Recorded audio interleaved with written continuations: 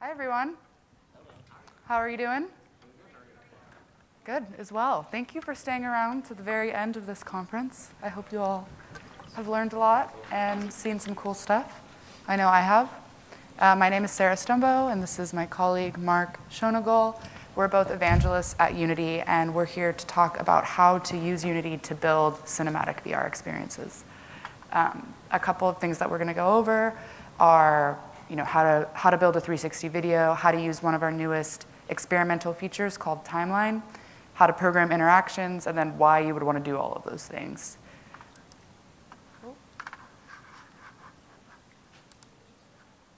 I don't think the mouse idea was working. There we go. And big news. Unity 5.6 shipped today, and it just came out of beta. It's available now. There's a ton of new features that are especially helpful for VR developers, like Google Daydream support, 360 video built in, a lot of new graphics updates, as well as lighting updates, a really cool progressive light mapper, some really nice particle updates. So that's really exciting. I was so excited about Unity 5.6 that I got a new tattoo today. It's 100% real, and I definitely did not apply it with paper towels in the bathroom an hour ago. No. Definitely not. Definitely not. Oh, right. That's us. So there we are. So I'm in a blizzard. I'm in a blizzard. You are in a blizzard. I'm not in a blizzard. That's actually me at the Upload VR office in San Francisco. Cool. Yeah, so that's us. That was us. That was us. And I wanted to go over, before we dive in, like what the definition of cinematic VR is, because I think it's a term that's thrown around a lot, and no one really knows what it is. And I saw this quote at the beginning of Life of Us by Within as a part of their experience, and I thought that was like a really good description, just like, oh, it's not a game, but it's also not a movie. And then I kind of came up with a little bit loose definition, because this is, like I said, it's a term being thrown around a lot. So this is what I came up with, that cinematic VR is a storytelling experience in VR that allows the audience to play a role in the story. There's no win condition. There's no points to score. And this can be a bunch of different things. It can be like a 360 video experience. It can be an animation experience. It can be linear, non-linear. And yeah, as long as it kind of falls under that definition, that's what, like, at least Unity is calling cinematic VR. So it is basically like everything except for games. This is one of my favorite VR experiences made with Unity. It's called Asteroids by Baobab. Quick show of hands, who has tried this already? I can't really see, but it looks like some of you have tried it. And I think this is one of the first experiences of its kind, because it's a story, but it's interactive and it's in VR. So it's very different from what cinematic VR meant a year ago, where it was kind of like, oh, here's a 360 video. We put a camera in this room and recorded it, and now you can watch it. The thing that I liked about this is you actually are a character and you interact, and the result of the experience changes based on your interaction, so you actually have a say in how it ends. And it's a really cute little animation too, some of the best graphics that I've seen in VR to date. And I'm going to come back to this a little bit later and talk about how they programmed some of their interactions and what we really liked about them. Heroes is another VR AR experience that was shown at Sundance. And I wanted to bring this up because they used the HoloLens as a part of their experience, which I haven't really seen the HoloLens used for a cinematic experience. So what you do is you try the first experience on a Samsung Gear, and it's like a dance performance that you're watching, and it's a really nicely done 360 video. And then the second part of the experience is you get to actually wear the HoloLens and hold the dancers in your hand. So it's like a two-part piece. And I thought it was really inspiring for people who are interested in augmented reality and telling stories through that. Like actually getting to hold the characters and interact with them is something that hasn't really been done before. And I mentioned Life of Us by Within. I wanted to bring this up again because this is actually a multi-user cinematic experience. it might be unlikely, but quick show of hands, has anyone in here tried this one? So people who were at Sundance. Okay. Yeah, so it premiered at Sundance.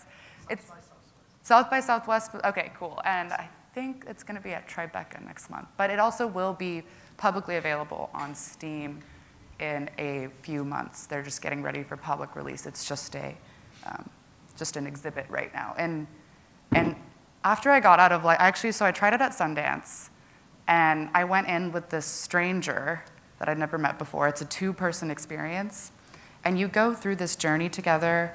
If you guys were at the keynote yesterday, Tony brought it up as a part of his keynote, and he talked about how it's really nice because you're like on this track to complete this journey, and you have interactions along the way.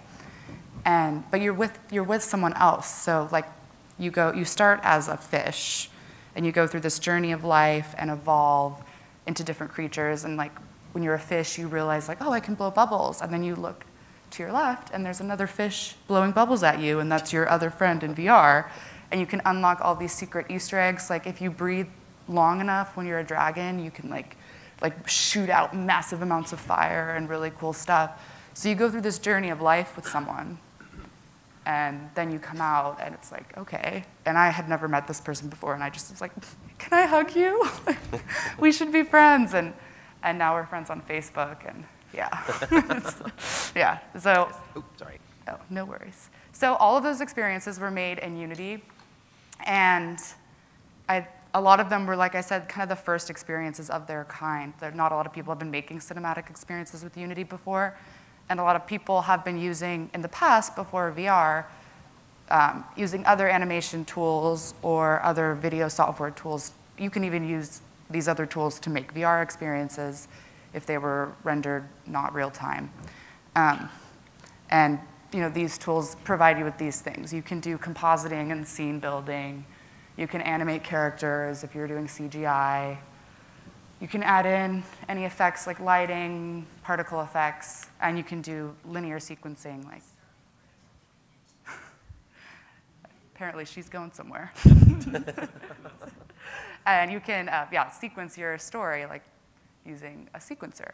And then Unity does all of that, plus all of these other things that are really nice for VR development. So first of all, because it's real-time rendering, you get really fast iteration, and I'm going to show an example of that later. We have built-in 360 video playback. This was a feature of 5.6, released today, and I'm going to show you guys how to do that in a minute. Binaural audio just basically means that the audio is 360 around you. So if I were in a VR experience and I had like a portable radio device, like I wanted to bring those back, then I could have my radio, hold it over here, put it behind me, and the sound will change wherever I am, based on where the radio is and based where I am in the room. So you can attach, like if you have a beach scene, you can attach the sound of waves to like closer to the beach, and then as you move closer, the sound gets louder. And then multi-platform deployment. So it's really nice to just be able to release to any platform that you want. We support like 1 billion platforms, right, Mark? Yes, 1 billion. Actually, I think it's 30? 30 platforms. 30 platforms. And yeah, Google Daydream, we now support as of today. You can get Oculus is built in. You can use the Steam VR plugin to support Vive, Samsung Gear, and Google Cardboard and all of those. So it's really good to just get your experience out on as many devices. And then obviously, like with traditional video editing software, you can't really do real-time rendering unless you're using a game engine, and you can't get those full 3D environments like what I showed with Asteroids. Like you can't have like a 3D spaceship if you're just using these other tools. So 360 video. What is the goal? You want to get your content from the camera rig playing back as soon as possible. And I don't know if you can tell, but that's actually me wearing a Samsung Gear. And that was I was showing off at an art exhibit, my first 360 video that I ever made. And now I'm going to show you guys how much easier it is now to create a 360 video experience using the new player. And the 4K video that we're going to use was provided by Pixvana, which is a really fabulous company up in Seattle.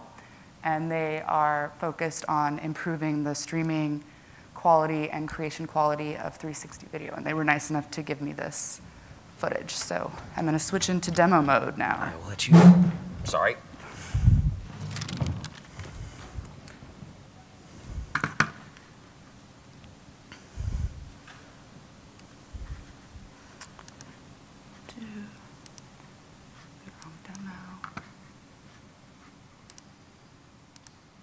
Oops. All right, so right now I just have an empty scene in Unity. I have basically a main camera, and I have a directional light. And I want to make a 360 video. So the first thing I'm gonna do is I'm just gonna create a sphere so that we have something to map the video to. And where is that sphere? There it is. And I just wanna make sure that it's in the center. Right there is 0, 0, 0, which it is, so that the camera is in the center. And I'm gonna scale it up a little bit because I actually wanna add some 3D models into that sphere, so I'm making it bigger so that I can do that. And where did it go? There it is. All right, so we can't really use this sphere yet because if I were to map a video to it, it would like play on the outside of the sphere, and really my head is gonna be here on the inside of the sphere. So I am just gonna apply a material that flips the normals so that the texture is on the inside of the sphere. All right, so now I have a nice sphere with a material mapped to the inside of it, and I wanna add a video to it. So here's the video that we're gonna add. It's a really nice scene in just outside of Seattle, Washington, where I live. And yeah, it was kind of a cloudy, stormy day, as you can tell from the sounds. Imagine that. Imagine that. And this is actually the edited version of the video.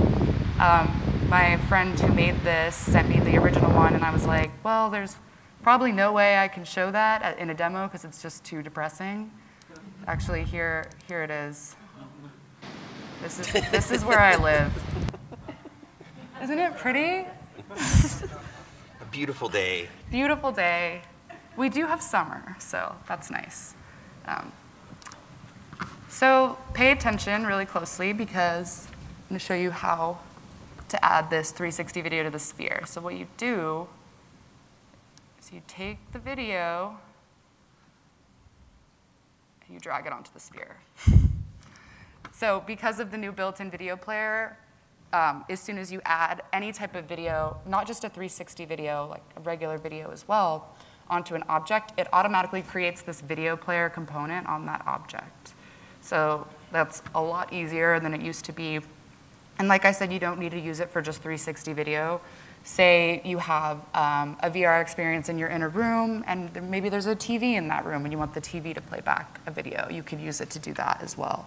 So the video player component gives you a couple options, whether you want to use a video source or a URL.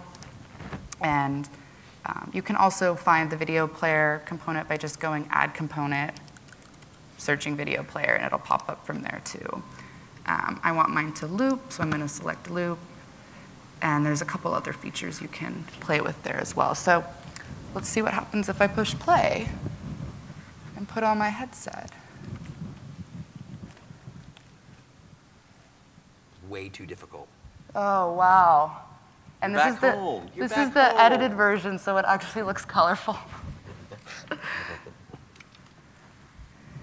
So this is really nice, but I think the best part of being able to do this in Unity is you also have that 3D space. So we can take advantage of that by throwing some objects on top of this video and seeing what happens. So I've already built a scene here.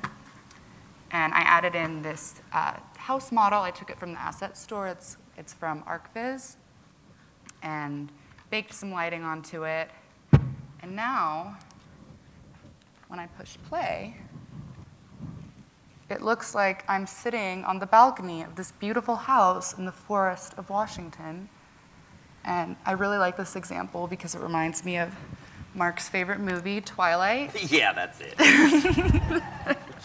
And Edward's house is like this nice modern home in the forest of Washington. So this was just a a quick example that I pulled together to show like a different way that you could use 360 video. You could kind of use it as a skybox essentially, and it just adds a lot more, a lot more feeling to the experience. So I can look down and see that the water is flowing and the trees. Skies are beautiful. The skies are gray and the wind is blowing in the trees a little bit.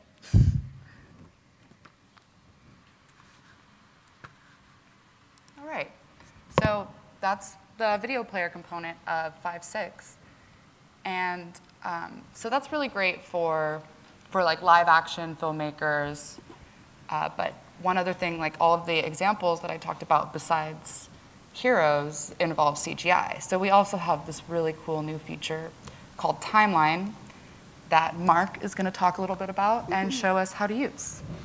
Sweet. Want to trade seats or? Yeah, we can trade seats. All right. Thank you, Sarah. Cool. So I'm Mark. What I want to show you all is Timeline. So Timeline is a brand new feature in Unity. We've been working on it for a couple years now. It's a very, very big feature, and it's really going to allow us to do some really, really cool stuff in Unity that was before very challenging to do. Basically, it's going to give us almost like a nonlinear editing support, but for 3D objects, 2D objects, anything that you can animate inside of Unity, and then some, you can now edit with Timeline. So this is a very basic timeline that I'm looking at here. These can get extremely complex. Where did we go where we saw, like, how many tracks did they have? So Life of Us by Within had like 170. It was like, 170 tracks, and they're using it in alpha. I'm like, holy crap. But it worked. So it allows you to layer stuff. It works just like you're working in Premiere or on an Avid or things like that, but you're dealing with 3D clips. Now, the neat thing here is, when you think about a game isn't generally linear, right? You've got a joystick, you got some sort of a control input. You can have your character stand there for 8 hours. If you don't do anything, you push forward and it's going to go forward. So doing that kind of stuff in, say, Adobe Premiere is very difficult because you don't know how long, it's linear. You're watching a movie. VR, cinematic experiences aren't like that, right? You're kind of in control of what's going on. So Timeline gives you the ability to author these things and trigger these timelines when certain conditions are met. So this is a cool little clip we got from our friends at Ghost in the Tail, and this is just a really small portion of a demo. This I could go on for hours. If you go to YouTube, search for Unity keynote from GDC, and there's about a 10-15 minute really solid presentation, or that's actually longer than that, presentation of some of the more in-depth timeline stuff. But I just want to kind of show you what we got here. So if I scrub this is actually kind of unique too in Unity, is now the ability to just scrub through your timeline. And what I've got here are several different tracks, and I got a mouse that's not tracking super well on the tablecloth. So we've got an open chest clip. We've got this one here where it hides into actually hops into that chest. And then we have this one where it looks around and eventually we want it to hop out. Now, all of these different clips were animated in a 3D animation package like Maya, Softimage, 3D Studio Max, Lightwave, Blender, whatever your tool of choice is. That's my background, 3D animation, so I'm really comfortable with this environment. I'm not the best programmer. And triggering these animations in the past, you really had to get your programming feet wet. You had to kind of sync up or tell Unity when to play these animations, how to play them. Now I can just trigger them in a timeline. If I double click on this guy, it's going to show me that I have a boatload of keyframes. So every single clip there, we baked all this animation in just to show you that you could really throw a crazy amount of keyframes at it. You could, of course, just use traditional keyframe editing and have slopes and curves to adjust, but there we just kind of threw it in. But what I can do here is I can trim these around. I can make it go shorter, make it go longer, and then I can actually do some kind of neat blending here. So right now, if I scrub this, you'll see we have a gap right there. We have a little pause. I want these animations to blend. So what I do is I just grab this clip here, and I double-clicked it like a goof. I'm just going to grab it and move it over like so. And now you can see I've got a nice blend right there. So now we get our nonlinear animation blending, basically something that I used to work at Softimage. It's something we pioneered a long time ago. Maya has the tracks feature, very similar in the way that workflow works. And you can see now I've got just a really nice blend between those two clips of animation. We're not hearing it when I scrub the timeline, but we have sound effects that can live on this track here. So we can sync up all of our sound effects, make sure they all happen at the right time. Maybe I'll grab this other clip here and just give it a little bit of an overlap as well. Now, the way you grab these actual animations, and sorry, my mouse is just not tracking very well. Come on, mouse. be a better mouse. There we go. That's funny, I'm playing with a mouse and I'm having mouse issues. Yeah, that gets really confusing with script naming. Yeah, I guess it would be, right? Yeah. Mouse look, what? So if we take a look, let's go into our animations. And in our animations, we have these clips right here. So all of these are, again, the animations of the mouse. So if I want to grab, say, the exiting the box, I'm going to open this one up. These are all the bones that are being driven, and then this is the actual animation clip itself. I can just drop that on the timeline, and now I've got a clip of him exiting. But notice he's climbing right out of the box. That's not very good at all, and our box is actually opening and closing there. So I want that to be triggered, before he actually gets slammed on his head. So let's just see if that works. Cool, so that works. So we've just created this cool little clip, everything nice and blends like so. Now the way this box is animated, this is a little bit different. Here we're actually doing the animation inside of Unity. Generally, you don't really do your high-level character animation in Unity if you use a content creation package, of course. But if I just want to animate this little box opening, I would just basically rotate this in X, and I could get that box to open and close very, very easily. And you just set a few keyframes of that. In the past, we would use our animation window. Now with Timeline, all I have to do is, if I go back to my timeline here, it's these 4 tick boxes right there. These are the keyframes that live on that object. And I've actually go into record mode. This is really sweet. This is brand new. All of this is brand new. But just being able to record these clips like this is pretty exciting. I can just park my timeline, say, here. And if I turn on the record button, I was recording, and I select that top of the box, like so, you can see that it's red here. That's telling me that we have keyframes, and you can now adjust those and record those. So if I make a change here, you can see right there on our actual timeline, you can see me adjusting that F-curve as I change that animation. So you have a lot of control either authoring your animation or tailoring your animations that you've created inside of another package like I was discussing. Like so. Scrub that, and we can see we've got a neat little thing going there. And you can see it added those 2 keyframes right there for our rotation. So that's good news. Good stuff there. What else did I want to show you? Make sure we turn off rotation. Now the really exciting part here are the triggers. How do we get these animations to play? So if I was animating this, if I was moving my mouse around, not this mouse, let's call him Larry. If I was moving Larry around with the joystick, and I don't know, do you know his name? Does he have a name? Is it a she? I don't even know what it is. Just Mousy. Mousy. If Mousy was moving around with my joystick, I could have Mousy. That's stupid. Mickey. Mickey. Now I'm going to get busted by the copyright police. If Mickey Mouse was, no. If I got within a certain distance of this box, so what I would do is I'd put a collider on it. Collider is, you just say get component box collider. So as soon as that mouse, Mickey, enters the box collider, we could trigger that animation to happen. Again, that was something before you'd have to do through scripting. Rather than do that, I just want to show you how easy the code is, because there is a little bit of code to write.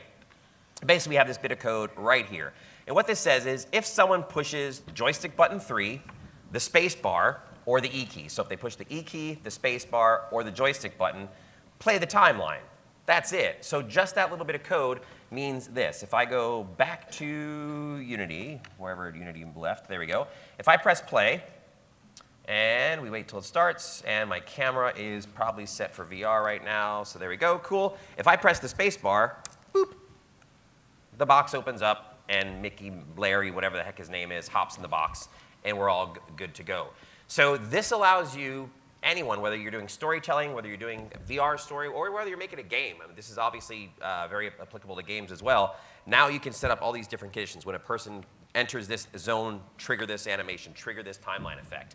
And again, just being able to author them with these clips is obviously extremely powerful, but I think for how many of you are users of Unity? Okay, cool. Cool stuff, huh? I mean, this is really going to change the way we all work. It's so much easier to author animations. I've been using this for on and off for while it's been developed. Some of my colleagues in Montreal are the ones developing this, and they're actually all ex-Softimage people who I used to work with. So we built this before back then, and now we're kind of building it again, but for real-time applications. So the team behind it has a lot of knowledge of this type of technology, so that's good stuff.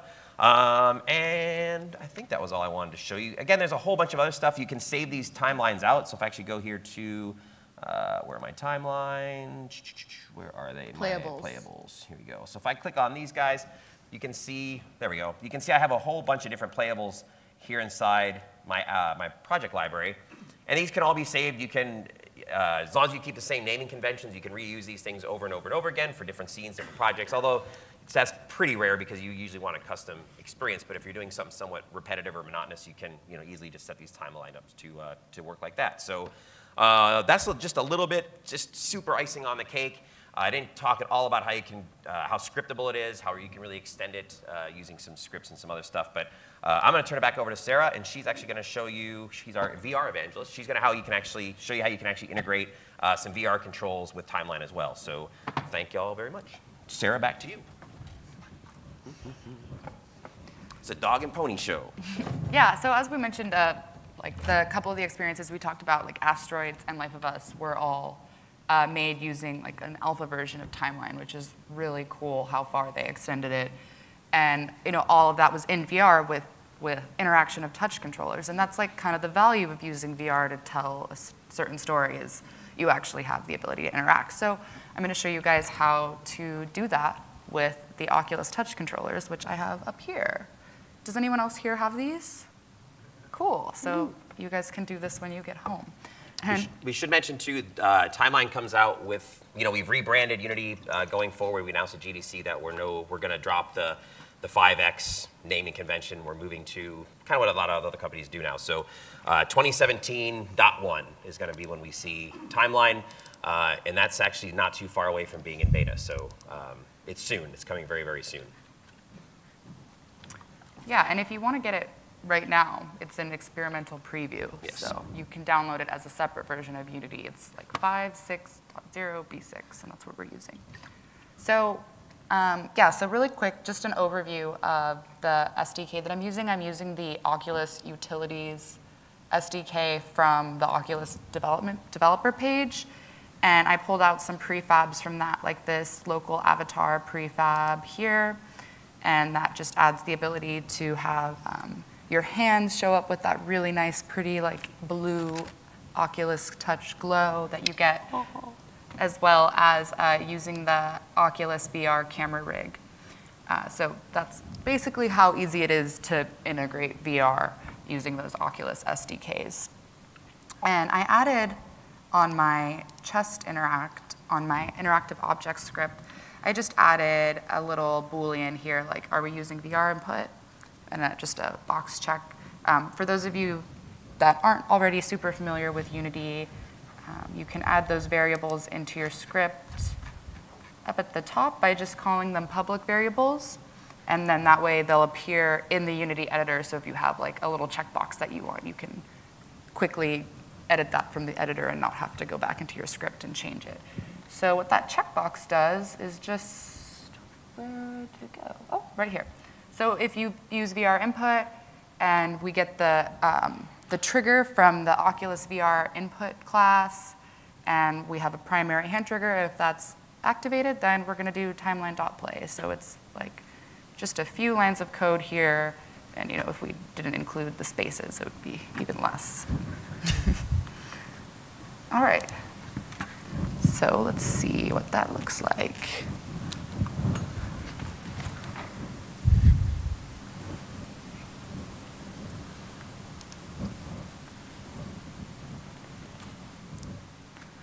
Make this a little bigger.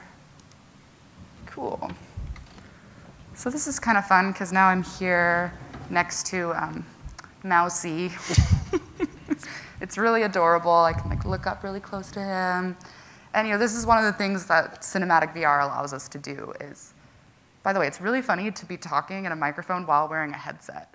I've never really done this before, surprisingly. So yeah, that's like one of the nice features of cinematic VR is you're actually there like with the characters, and I'm not watching him from above, but I'm like can really feel connected to him and actually help him interact. So now I'm just going to reach out and help him open the chest, and now he's in there. I can wave at him. Hi, Mousy. So it's really that easy to set up interaction with Timeline, and as I mentioned, there's a lot of reasons that you would like to do this, and I'm going to go into a couple more details. And again, if anyone wants to do this, all you have to do is download that Oculus Utilities pack, and there's some really good documentation on the Oculus developer site as well. And we are leaving demo land now. for now. Oops. And yeah, so as I mentioned, that 360 video was provided by Pixvana, and whoops. And that house model that I showed you guys earlier is available in the Outset store. If any of you guys are interested, it's a really nice, like mid-century modern feel house. 44 bucks. $44, but it works on all of these platforms. Yes, it should. And we went over Timeline already, but yeah, that's just a quick overview of the different tracks, like the activation track. We didn't show this, but activation track is just a really quick way to activate an object, and that basically means making it appear or not, so you can have certain objects appear based on interactions. Audio tracks and animation tracks is what Mark was really digging into. You also have the ability to add in custom tracks, and that's our new playable API. So a custom track would be something like, say I want my scene to fade in from black. I could just add a custom track that does that and put that at the beginning of my timeline. So there's a ton of extensibility there on what you use Timeline for. All right, and we went over interactivity and how to do it. But why would you want to use interactivity?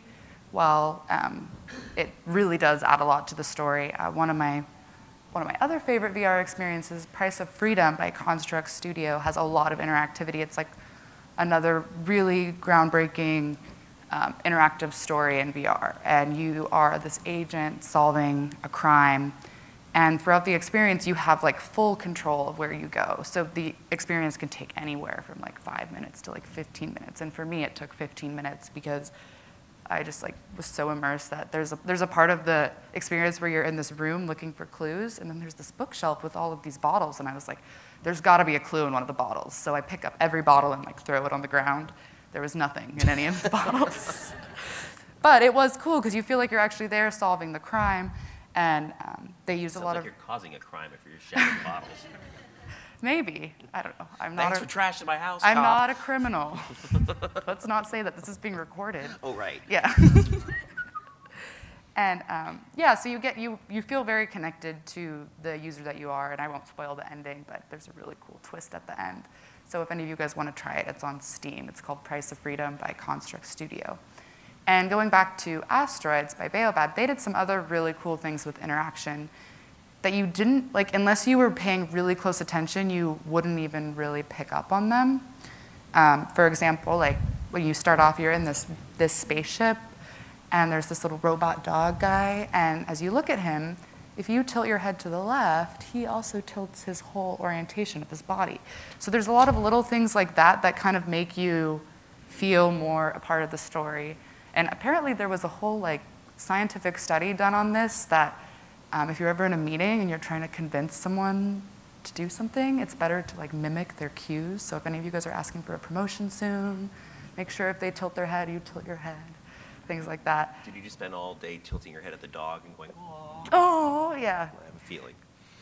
Yeah, and then there's some other cool things. Like the story will change based on how you interact. So there's part of the story is that you are helping Mac and Cheese, these little alien dudes, on their mission, but one of them gets injured and you have to help him. And actually, it's very overwhelming because for me, I like didn't realize what I needed to do because I don't know, I was just so distracted by the dog, I guess. But if you don't like pull down the lever to help him recover from his heart attack fast enough, or whatever's happening to him, then the other alien like pulls your hand and moves it for you, and then they kind of treat you differently after that. Like they're like, you're not our hero. But if you help them, then they like come up to you and they're really excited. So there's a lot of cool things that you can do like that with interaction besides, just reaching out and opening a chest for Mousy. There's a lot of other cool ways you can add interactivity to your story.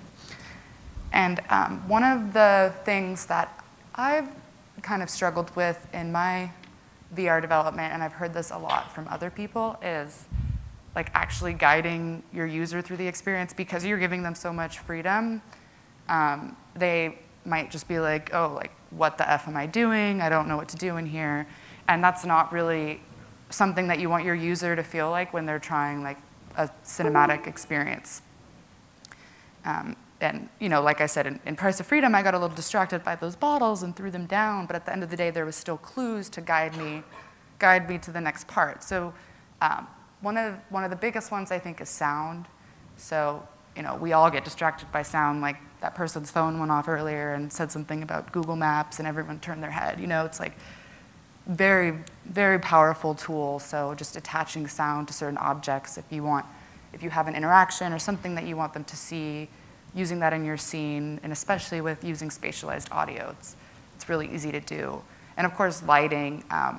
I've seen a lot of cool experiences where I'm like, oh, what am I supposed to do next? And then I look around and I see there's like this glowing object, and I'm like, oh, okay, I'm gonna go over here. And so those are two of the big ones. And then also conflict, like I said, in Asteroids, like when one of the characters is about to die, like you kind of know that you have to help him. And I mean, this is like a big one in games, right? Just kind of taking that from games and moving it over to film. When you're in a game and there's like a zombie coming at you, you usually know that it's time to shoot him. So there's a lot of cool little ways that you can use narrative cues in your stories as well. So another thing I mentioned is fast iteration on development. And this is something for filmmakers who haven't used a game engine before. This is something that's really cool. And for me, this was really exciting because I have a really cool little series of slides to show you that show how great I am at making PowerPoints. So these elements up here, we have a house, we have some lighting, a script, a character, some sound, and a camera. And you want to bring them together. And using timeline, you have it sequenced, and using code, you have some game mechanics there. And then you want to export that to your VR experience. And because you're using a real-time engine, you can iterate on all of that really quickly. So I'm going to kind of showing better than telling with my lame PowerPoint slides how this fast iteration really looks. So is anyone, I'm sure a lot of you have seen Adam, right? All right, well, we're going to see it again. And I will show you some cool real-time rendering effects. So I'm running this in real time in Unity.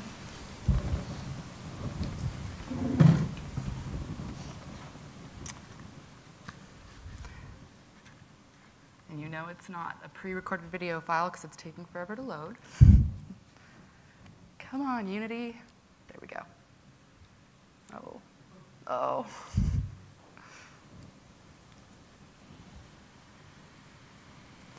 There it is.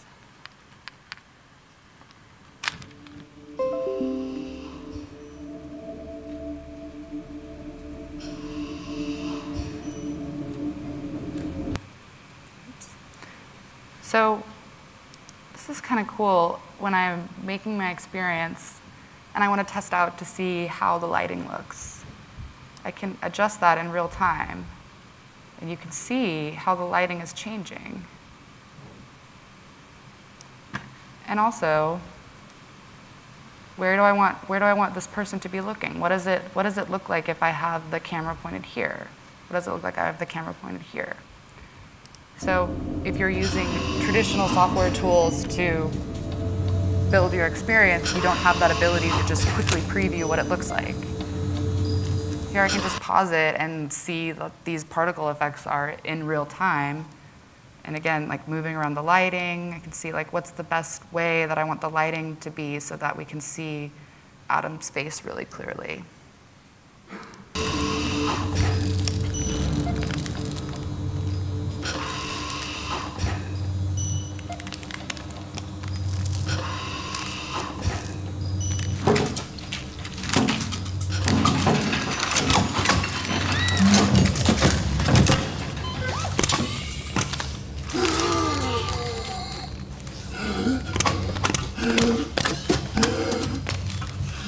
I'll skip ahead a little bit because I'm sure a lot of you have seen this. And if not, you can definitely watch it. It's online. I think we premiered it at GDC last year. Yes. And the purpose of Atom was to really showcase and also test for us like what is graphically possible in Unity, and this was using like a very one of the older versions of Timeline as well. So there's a part that I really like to show up here. Yeah, so you could see like the real-time particle effect, and also on the water down there, that's a particle effect on the water. And again, one more is like all of, you have so many characters here. You want to see like how does the lighting look when you have like 100 little atoms in your scene. So that's the power of real-time rendering for development, is that super fast iteration. And I'll just play it to the end for those of you who haven't seen it.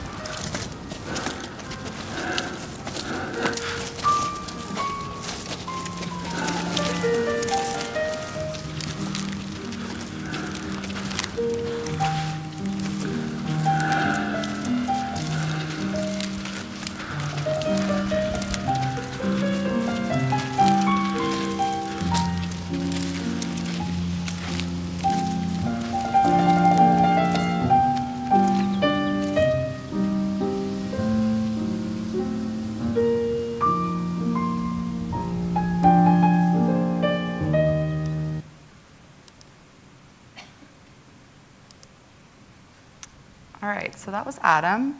And if any of you want to start using Atom, you can, because the whole entire Atom character pack and environment pack is all available on the Asset Store for free. And I wanted to bring up the Asset Store for those of you that might be new to Unity and VR development. It's a super awesome place that you can go and you can get all sorts of things for your Unity projects. Like you could actually get like complete projects in there, textures, models, animations, any type of tutorial, and a bunch of SDKs. Like if you want to use, if you're developing for Vive, you can get the Steam SDK there. A bunch of cool packages that help you with VR interaction right away. So for those of you that are new to Unity, I highly encourage you to utilize the Asset Store. And download the Atom character packs too. They're pretty fun to play around with. I made one fun demo with Atom in the HoloLens, and when you interact with him, he blows you a kiss. So, it's just fun to play around with some really nice quality material. And that sums up our presentation. If any of you have questions, we have a few minutes. We have 5 minutes, so I think we might need a mic for the questions. Or yes. I didn't quite get it. Is Timeline in 5.6 or it's coming? It's going to be in 2017.1. It is available right now as an experimental build. It's in a branch of 5.6. It's mostly stable, but it is experimental for sure. But we're close. We're definitely close to getting it out the door. It's, love it. Really, really, really cool. What's the best way to get up to speed on Unity, which I've heard is, a real steep learning curve, several months involved? Do you have some training or some books that would just get you there right away? Well, we have, like I mentioned, on the Asset Store, there's a lot of really helpful assets for VR. There's there's VR interaction packages and stuff. And then also, like, the Unity manual is pretty useful. I find if you go to just unity3d.com, there's the Learn button. We have a whole Learn team that develops all kinds of tutorials. They're up all on there. YouTube is a really great resource.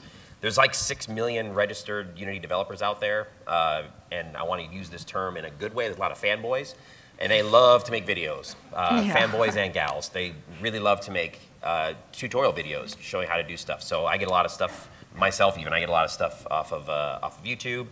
Udemy, they have some great stuff. Digital Tutors has some good stuff. You're never going to stop learning Unity, especially when you get into the scripting side of things. So the editor itself, that learning curve isn't super steep to really unleash everything through scripting. That's really where you can really start to get your hands dirty. And we have visual scripting coming out in a later release of 2017 as well, which we are hoping is going to execute. Well, I've been promised by our CTO that it's going to be just as fast as compiled code or as C++. So visual scripting is on the way as well. And then, as I put up, Unity offers free roadshows and workshops. Our next one is at VRLA, but we do roadshows like all around the world that are free and open to anyone, and we like all build a VR game together from start to finish in Unity. And I think that's a really great way to start too. Yeah, we do at least 3 a year here in San Francisco or the Bay Area. If you just search for Unity roadshows, you'll see the list. Sure. Question. So when you had the 360 video and you were using it as like a skybox, but when you did that, the lighting was really off. You could tell that the two weren't synced up. Is there any work or thought into actually having video as a skybox and using that for your ambient lighting? Yeah. So actually, that lighting on the house that I showed was pre-baked with a different background. But you can't use a video as a skybox yet, but you could just take like a still from the video and create a skybox from that and then map your lighting that way, which I actually did, but I guess I forgot to show it in my demo. But I did the global lighting that way, but there was like some sunlight that was baked in, and I don't know if you could tell, but there wasn't much sun that day. But the whole using a skybox to do your lighting is, we do take a snapshot of it, does some processing to it, and then it generates your light out of that. So to do that in real time, we're probably still a few years away. Maybe not a few, but maybe a couple years away before we can actually use like a 4K video as an animated skybox. But it'll happen. It'll happen. Yeah. But right now, like she said, a great cheat is to just take a still, wrap it as a skybox, and there you go. You're good to go. question. The video scrub tool that you showed with real-time light changing, is that a part of the timeline feature, or is that something else you made for you? Oh, for the Atom demo? Yeah. So Atom was made with Timeline, but that like little demo video I showed was just like a custom script that someone wrote for us to showcase Atom. I believe you can download that executable if you want to play around with it too. It's available on the asset store. Any other questions? I can barely see. Yeah, one back there. So how does all this work with Otoy's light field baking? Does it interact well? We do have a plugin right now with Otoys. With the rendering? Is that what you're talking about? Yeah. Yeah. So there's a plugin to. Yeah, there's a plugin for that right now on the asset store. Next question or? Questions? Yeah. Nope. Yes. What are the next developments in terms of editing within VR? Because I know that there's some sort of rudimentary stuff in there. But sorry, could you repeat that? What are the next developments from Unity's perspective in editing inside VR? So creating your scenes inside VR. Oh shoot, the editor VR is out right now in beta. Have you seen that? Yeah, so I've seen you kind of started on it, but is there a lot of work going on in that? Yeah. Oh yeah, there's a whole team for that. And there's already a big community around Editor VR. 2 people are building custom tools on top of it.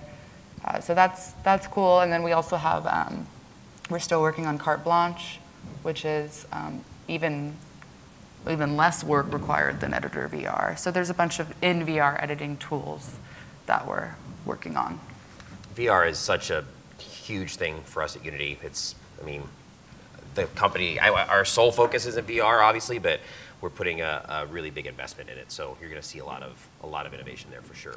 Yeah, we love it so much that we have a whole conference dedicated to it. Look at that. If any of you guys want to come, Vision VR AR Summit is in May, and I know you're like probably thinking, how many VR conferences? We're at a VR conference right now. Do we need another one? But it is a really good conference showcasing a lot of our partners and experiences made with Unity, and it's not just a developer conference, it's open to everyone. So we talk about the business of VR, VR for designers and artists, as well as developers.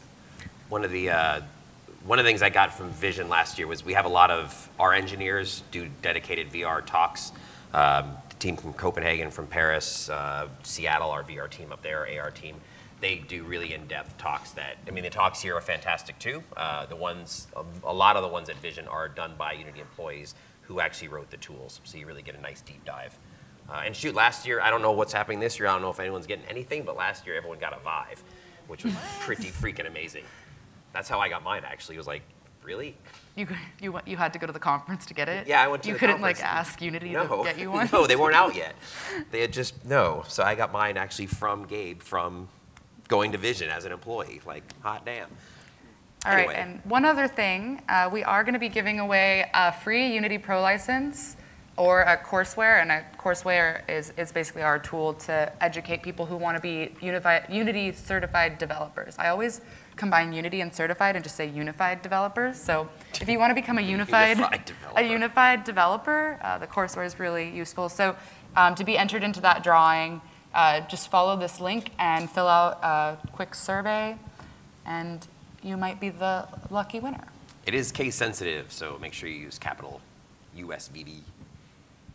Yeah. All right, well, that is it. Thank you guys so much for sticking around to the end.